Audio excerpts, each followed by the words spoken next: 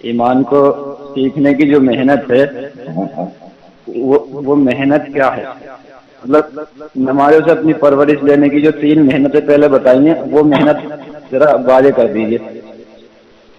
ایمان کے سیکھنے کی محنت کیا ہے؟ ہاں کیا ہے، اور پھر نماز 3 محنت ہے۔ ایمان کے سیکھنے کی جو محنت ہے، جی اللہ ہمیں بھی سمجھاوے تمہیں بھی سمجھاوے، یہ صحابہ کی سیرت سے نکلے گا۔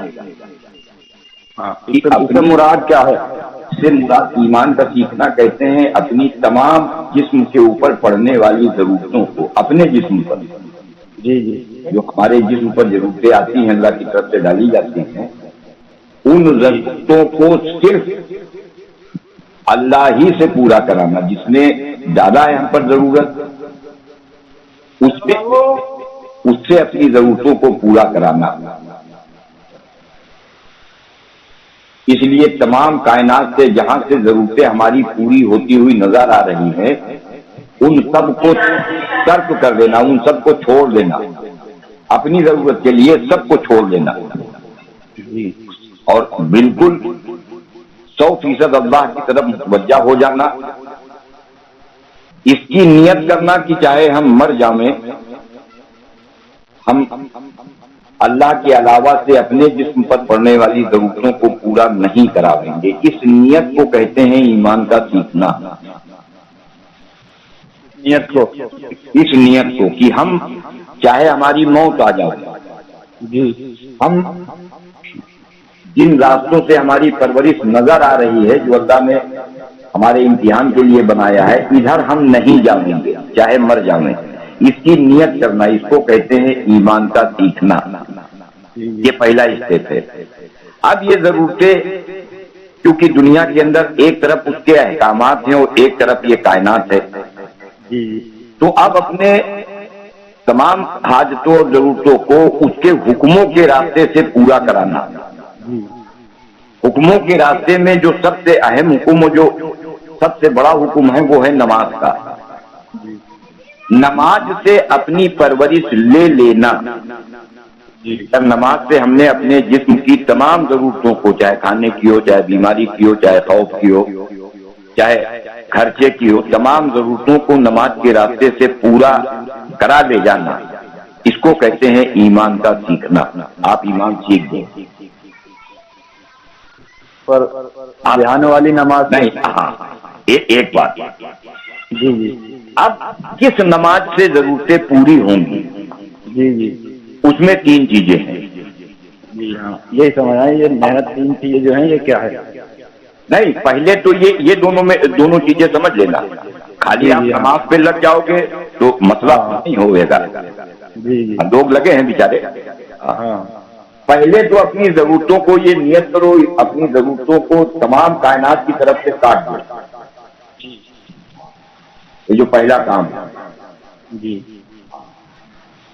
اب دوسری محنت یہ ہے کہ نمازوں کے راستے سے لینا، نمازوں کی راستے سے لینے کی طرف جب ہم آئیں گے تو عبداللہ ابن عباس رضی اللہ عنہ نے فرمایا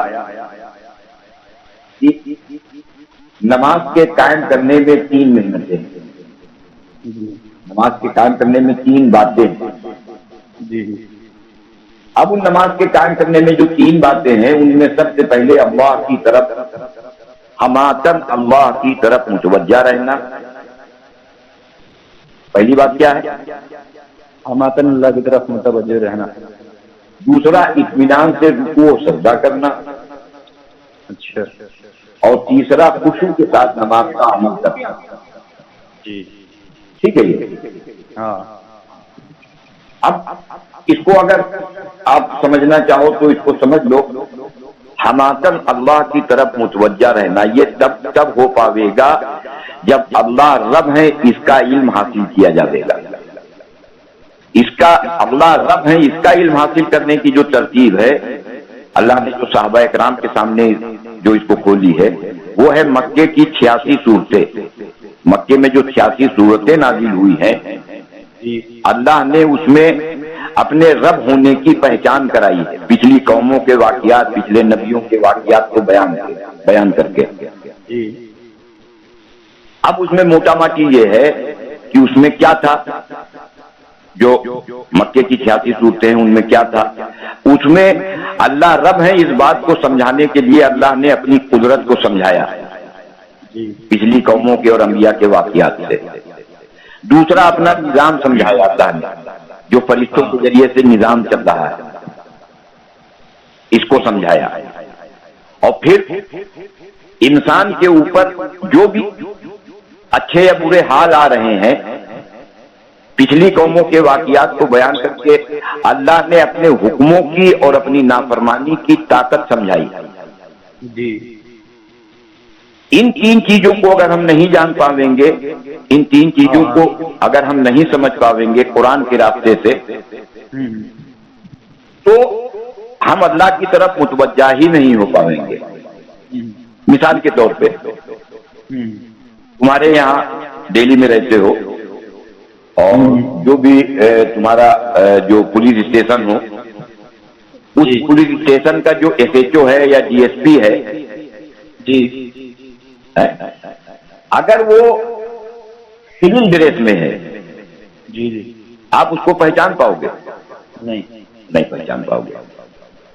دوسری چیز، اگر وہ اپنی ڈریس میں ہے تو آپ اس کا جو پاور ہے، ایک کانسٹیبل کا پاور آپ جانتے ہو، ایک ایس ایچ او کا پاور جانتے ہو، ایک ڈی وائی ایس پی کا پاور جانتے ہو، ایک ڈپٹی پولیس کمشنر کا پاور ہے، ایک پولیس کمشنر کا پاور ہے، یہ سب کے پاور ہیں step by step.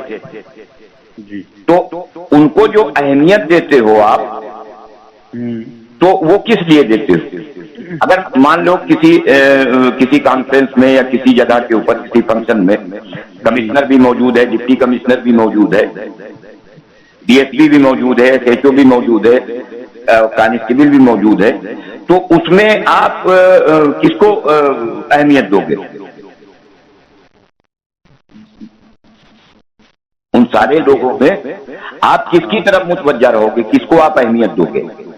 D S P کو دو گے یا کمشنر کو دو گے؟ یہ جو ہم نے گنا ہے، اس میں سب سے زیادہ پاور کس کو ملا ہوا ہے؟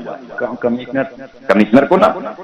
تو آپ سمجھ رہے ہو، اگر سب کے پاور، تو آپ اس پوری کانفرنس کے دوران، اس پورے فنکشن کے دوران آپ اس سے امپریس رہو گے، کیونکہ وہ سب سے زیادہ پاور والا ہے۔ تو اس سے امپریس ہونے کا جو، اور اس کی طرف پورا متوجہ رہنے کا وہ جو ذریعہ ہے، وہ اس کا پاور ہے۔ کہ اگر ایک کانسٹیبل آپ کو اریسٹ کر لے، یا ایس ایچ او اریسٹ کر لے، یا ڈپٹی ایس پی اریسٹ کر لے، یا ڈپٹی کمشنر اریسٹ کر لے، تو آپ جانتے ہو کہ اگر کمشنر کہہ دے گا تو یہ فوراً ان کو چھوڑنا پڑے گا۔ تو اس کمشنر کی وجہ سے، اس کے پاور کی وجہ سے آپ اس کی طرف متوجہ رہتے ہو۔ اسی طرح اس پوری کائنات کے بنانے والے کون ہیں، اس کو بنایا کیسے ہے، اور اس کو چلا کیسے رہے، اس کا خالق، مالک اور اس کا رازق کون ہے، اس کا علم مکے کی قرآن کی ان 86 صورتوں میں ملے گا۔ جب اللہ کے پاور کو، اس کے رب ہونے کو، اس کے خالق ہونے کو ہم قرآن سے سمجھیں گے، ان 86 صورتوں سے جو مکے میں نازل ہوئی، تو پھر اب ہمارے سامنے یہ ہوگا کہ ہم کس کے سامنے کھڑے ہونے جا رہے ہیں۔ بات سمجھ میں آ رہی نہیں آ رہی؟ حضرت حسن رضی اللہ تعالیٰ عنہ جب نماز کے عمل کے لیے جب اذان ہوتی تھی، تو چہرے کا رنگ ان کے پیلا پڑ جایا کرتا تھا۔ لوگ پوچھتے تھے، جو نئے مسلمان تھے وہ پوچھتے تھے کہ آخر بات کیا ہے؟ تو ان کا جملہ کیا ہوتا تھا؟ فرماتے تھے تجھے خبر بھی ہے میں کس کے سامنے کھڑا ہونے جا رہا ہوں؟ تو یہ کیفیت ان کی کیوں بنی؟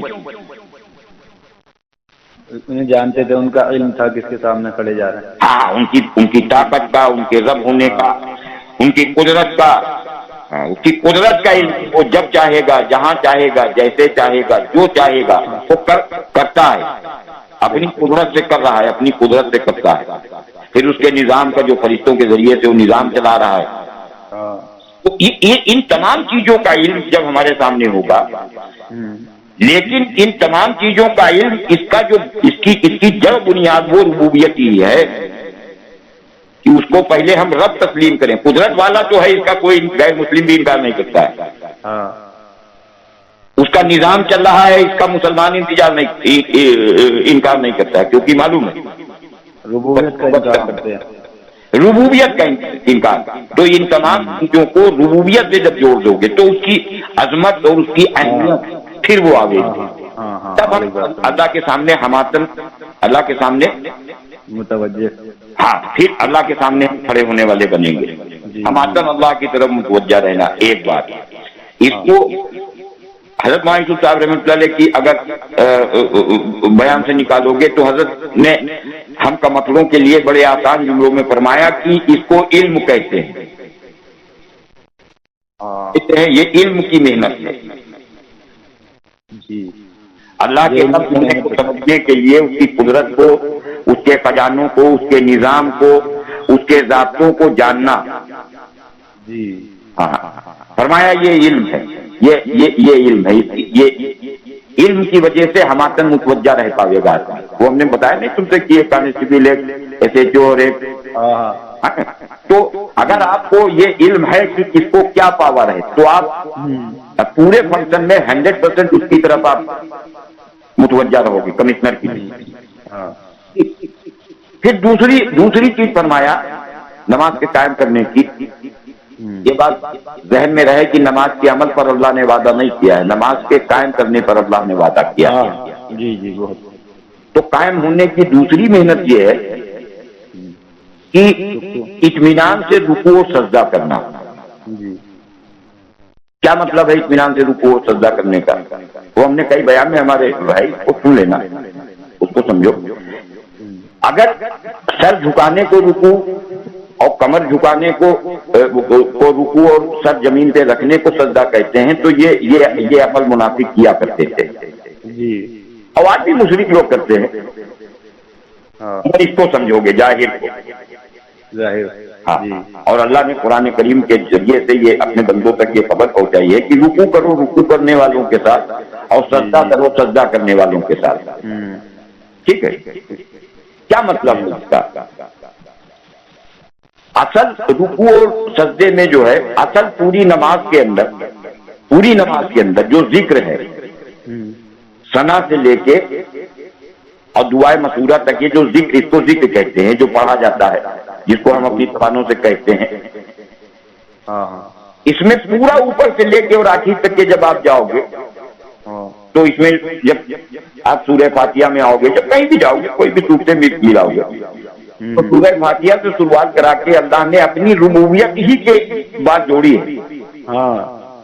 اب جب اطمینان سے رکوع اور سجدہ کرنا، اگر تم نے رکوع کیا اور تمہاری زبان سے سبحان ربی العظیم جو نکلا، پہلے تو اس کے معنی اور مطلب اور مفہوم کا ہمیں علم ہو، پتا ہو۔ ہمارے جسم کی، جس جسم کو ہم نے جھکایا ہے، اس جسم کی تمام جسم کو بنانے والا اور اس میں ضرورتیں پیدا کرنے والا اور اس کی پورا کرنے والا سبحان ربی العظیم، کہ میرا عظمت والا جو رب ہے جو ان تمام حاجتوں سے پاک ہے۔ جی ہاں، تو اس جملے پر ہمارے دل کو اطمینان، ہمارے سامنے ہو کہ ہم کو اللہ نے کیسے بنایا، نہیں تھے وہ کیسے بنایا، بنانے کے بعد اس میں حاجتیں ڈالی اور کیسے حاجتیں اس کی پوری کر رہا ہے، تو دل کو سبحان ربی العظیم پر دل کو اطمینان ملنا، اس کا نام ہے رکوع۔ اور سبحان ربی الاعلیٰ میں وہ جو ہم نے کلمات کہے ہیں ان پر دل کو اطمینان ملنا، کہ ہم کو یہ بات اس وقت ہمارے ذہن میں ہو کہ ہمارا بنانے والا، ہمارے جسم کے اندر حاجتوں کا پیدا کرنے والا اور کائنات کے راستے سے اور اپنی قدرت سے ہماری ضرورتوں کو پورا کرنے والا اللہ ہی ہے، اپنی قدرت سے کر رہا ہے، اس کائنات سے جو دکھلا رہا ہے وہ ہمارے امتحان کے لیے دکھلا رہا کہ میرے بندے ادھر بھاگتے ہیں یا میری طرف آتے ہیں۔ اس پہ اطمینان، یہ ہے اطمینان سے رکوع و سجدہ کرنا۔ اور تیسرا حضرت ابن عباس رضی اللہ عنہ نے فرمایا خشوع کے ساتھ نماز کا عمل کرنا۔ جی جی खुशू कहते हैं हुजूर अकरम सल्लल्लाहु अलैहि वसल्लम के अंदर की कैफियत को। जी। खुशू किसको कहते हैं? अल्लाह के रसूल के अंदर की कैफियत। अंदर की कैफियत। एक बाहर का है जाहिर, जी जी, जो 100% मुनाफिक में था जी, और एक अंदर की कैफियत है, वो सहाबा में थी, वो मुनाफिकों में नहीं थी। क्या मतलब है अंदर की कैफियत का? अब इसका अंदाजा आप लगाओ जी कि हजरत मोहम्मद सल्लल्लाहु अलैहि वसल्लम ने 1.5 कमान के फासले से अल्लाह जल्ल जलालहू अम्मा नवालहू का दीदार किया। जी। कितना? 1.5 कमान के फासले। तो अल्लाह के नबी अलैहिस्सलाम जब नमाज के अमल के लिए खड़े होते थे तो आपके अंदर की क्या कैफियत होती थी? क्या कैफियत होती थी? क्योंकि अल्लाह के नबी ने बात इरशाद फरमाई कि जब नमाज के अमल के लिए अमल किया जाता है तो आसमानों के दरवाजे खोल दिए जाते हैं। बंदे के और अल्लाह के दरमियान कोई पर्दा, कोई आड़ और कोई दीवार नहीं रहती। बात समझ में आ रही है? नबी कह रहा है, तो नबी जब ये बात कह रहा, नबी ने जब ये बात कही है तो नबी जब खुद नमाज के अमल के लिए खड़ा होता था तो उसकी क्या कैफियत होती है? बराह रास्त अल्लाह से बात करना। जी जी, वो कैफियत हमारे अंदर आ जावे। फरमाते थे जैसे जैसे हुजूर सल्लल्लाहु अलैहि वसल्लम वाली कैफियत हमारी बनती चली जाएगी, वैसे वैसे अल्लाह रब्बुल आलमीन हमारे वादों को, जो अपने हुक्मों पर वादे किए हैं, जिनको हम अमल में लाते हैं, उन पे पूरा करना शुरू कर देंगे। वो सारा कैफियत पे होगा। इसलिए अल्लाह के नबी सल्लल्लाहु अलैहि वसल्लम ने फरमाया कि जिसकी नमाज कबूल होगी उसके बाकी अमाल कबूल होंगे, और अमाल की कबूलियत का दारो मदार वो खुशू पर है, यानी अल्लाह को देखते हुए हर अमल करना। अल्लाह के नबी ने हर अमल के साथ ये शर्त लगाई है। जी, हर अमल के साथ ये शर्त लगाई, ये शर्त लगाई है। हर अमल कबूल तब होगा जब नमाज कबूल होगी। अल्लाह के नबी ने फरमाया कि जिसने खुशू के साथ नमाज का अमल नहीं किया, जी जी, हाँ, अगर खुशू के साथ किया है तो इसकी नमाज रोशन और चमकदार होकर आसमानों के ऊपर चली जाती है और अल्लाह की बारगाह में पहुंचकर फिर इस नमाजी की सिफारिश करती है। और अगर खुशू के साथ, यानी अल्लाह को देखते हुए और यह आखिरी दर्जा अल्लाह हमें देख रहे हैं इसका ख्याल, अगर ये दोनों कैफियतें हैं, अगर ये दोनों कैफियत नहीं है तो कसम खा के बात कही जा सकती है, अल्लाह की कसम इसकी नमाज इसको बद्दुआ देगी। अल्लाह के नबी ने फरमाया कि नमाज सिया रंग में इसके चेहरे पर मार दी जाती है और नमाज बद्दुआ करती है, ए अल्लाह जिस तरह इसने मुझे जाया और बर्बाद किया है, आप भी इसे जाया और बर्बाद कर दीजिए। एक तरफ नमाज की बद्दुआ हो और वक्त का नबी हमारे लिए दुआ करे। नबी की दुआ कबूल नहीं होगी, नमाज की बद्दुआ कबूल होगी, क्योंकि नमाज मजलूम है, उसका हक था अल्लाह का दीदार करके उसको रोशन और चमकदार बनाओ। तो वो कैफियत हमारी बन जावे। हम ये तो अल्लाह को देखते हुए नमाज का अमल करें या आखिरी दर्जा अल्लाह हमें देख रहे हैं इसका ख्याल है। इन दो कैफियत के अलावा और कुछ नहीं है। इसके अलावा जो नमाज का अमल है, अल्लाह की कसम, अल्लाह की कसम, हाँ, या तो वो नियत किए हो कि हम अपनी परवरिश को नमाज ही से जोड़ के नमाज ही के रास्ते से अल्लाह से लेंगे, और इसकी जो बातें हैं, तीनों मेहनतें हैं, इत्मीनान से हमातन अल्लाह की तरफ मुतवज्जा रहना, इत्मीनान से रुकू और सजदा करना और खुद साथ नमाज किया, अगर तीनों मेहनतें ये कर रहा और फिर इसकी नमाज में वो ध्यान नहीं आ पा रहा, आता है तो थोड़ी देर के लिए आता है, क्योंकि अल्लाह के नबी ने यहाँ अलर्ट भी किया है। क्या अलर्ट किया है कि शैतान नमाज में शैतान उचक ले जाता है। जी, क्या करता है? उचक ले जाता है। नमाज के अमल में उचक ले जाता है। क्या मतलब? तुम 100% हमातन अल्लाह की तरफ मुतवज्जा हो और इसने जो है ये तुम्हारा फौरन उधर से ध्यान हटा के दूसरी तरफ ले जाएगा, कन्वर्ट कर देगा। कभी दुकान की तरफ, कभी घर की तरफ, कभी मतलब मुख्तलिफ उसकी शक्लें हैं, ये ध्यान हटा देगा। ये अल्लाह के नबी ने पहले ही अलर्ट कर दिया था। हाँ, تو اب جب ہم سورہ فاتحہ شروع کرتے ہیں تو سورہ فاتحہ شروع کرنے میں جو ہم سب سے پہلے جو اللہ سے کہتے ہیں اعوذ باللہ من الشیطان الرجیم بسم اللہ الرحمن الرحیم، کبھی نہ اصل میں کسی نے بیان کیا، جب وہ لائن ہی نہیں ہے تو بیان کیا کرے گا؟ اپنے خود بیان میں کہا ایک آدمی نماز کے عمل کے لیے آیا ہے، اللہ کے سامنے کھڑا ہونے کے لیے آیا ہے، تو اللہ کا دیدار ہونے والا ہے، آسمانوں کے پردے ہٹنے والے ہیں، اللہ سے اس کی بات ہونے والی ہے، تو پھر یہ شیطان مردود سے یہاں پناہ کیوں مانگ رہا؟ اعوذ باللہ من الشیطان الرجیم، یہ کیوں کہ شیطان کا نام یہاں کیوں لے رہا؟ ارے ہے سوچنے والی بات یہ نہیں؟ صحیح بات، یہیں سے شروعات کرائی ہے نماز کی، اعوذ باللہ سے۔ آئے ہو اللہ کے سامنے، کھڑے ہونے اللہ کے سامنے جا رہے ہو، پھر یہ اس مردود سے پناہ کیوں چاہ رہے ہو؟ اس لیے یہ بات اللہ نے اپنے بندوں تک اپنے نبی کے ذریعے سے پہنچائی کہ دیکھو اس مردود سے اللہ کی ذات ہی بچا سکتی ہے، اس کے علاوہ کوئی عمل، کوئی وظیفہ کچھ نہیں بچا سکتا۔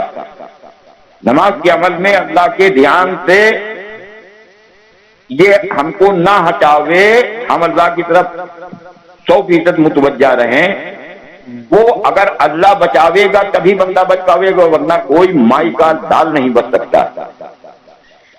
اس لیے ہاں اس لیے نبی کے ذریعے سے بات کہلوائی۔